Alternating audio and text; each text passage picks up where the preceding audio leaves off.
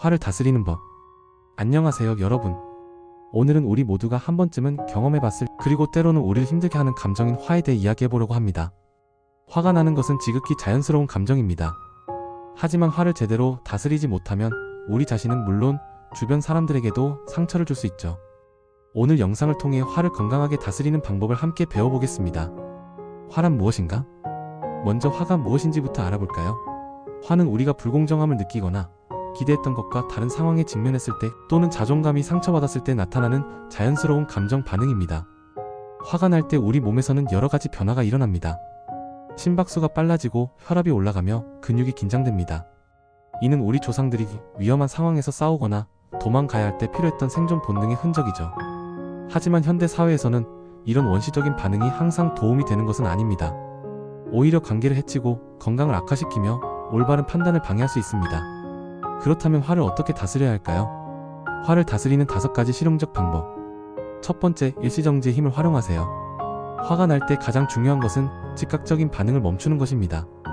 마음속으로 잠깐이라고 말하며 심호흡을 3번 해보세요. 이 간단한 행동만으로도 감정의 열기를 식히고 이성적인 판단을 할 수 있는 여유를 만들 수 있습니다. 화가 날 때는 편도체가 활성화되어 이성적 사고를 담당하는 전두엽의 기능이 떨어집니다. 잠시 멈추는 것은 뇌가 다시 균형을 찾을 시간을 주는 것입니다. 두 번째, 6-3-6 호흡법을 실천하세요. 코로 6초 동안 천천히 숨을 들이마시고 3초간 참았다가 입으로 6초 동안 천천히 내쉬세요. 이 호흡법을 5회 반복하면 자율신경계가 안정되고 마음이 평온해집니다. 호흡은 우리가 통제할 수 있는 몇 안 되는 자율신경 기능 중 하나입니다.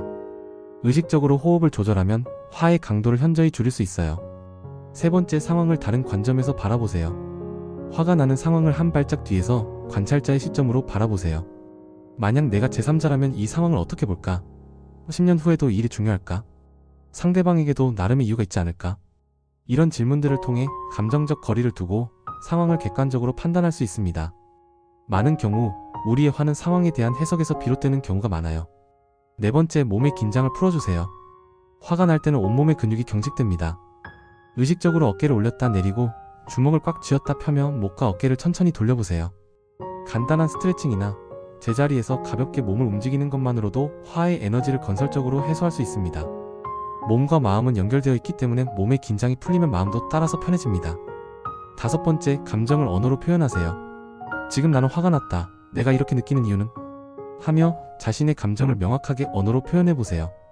감정의 이름을 붙이는 것만으로도 그 감정의 힘이 약해집니다. 또한 화의 근본 원인을 찾아보세요. 단순히 화가 난다고 끝내지 말고 내가 무시당했다고 느껴서 화가 난다, 내 기대와 달라서 실망했다 처럼 구체적으로 분석해보는 것이 중요합니다. 화를 예방하는 일상 습관. 화를 다스리는 것도 중요하지만 애초에 화가 덜 나도록 하는 것이 더 좋겠죠. 충분한 수면과 규칙적인 운동. 피곤하고 스트레스가 쌓인 상태에서는 작은 일에도 쉽게 화가 납니다.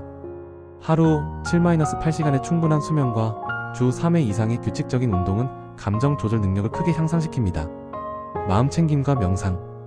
매일 10분씩이라도 명상이나 마음 챙김을 실천해보세요. 현재 순간에 집중하고 자신의 감정을 객관적으로 관찰하는 능력이 향상됩니다. 감사 일기 쓰기.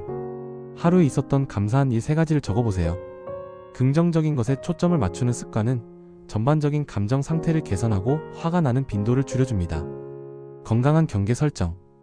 무리한 요구나 불합리한 상황에 대해서는 정중하지만 확고하게 아니오라고 말할 수 있어야 합니다.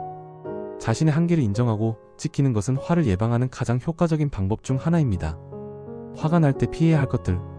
화를 다스릴 때 절대 하지 말아야 할 것들도 있습니다. 첫째, 화를 무조건 참거나 억누르지 마세요. 억압된 감정은 언젠가 더 큰 폭발로 이어질 수 있습니다. 둘째, 화가 난 상태에서 중요한 결정을 내리지 마세요. 감정적일 때 내린 결정은 나중에 후회하게 될 가능성이 높습니다.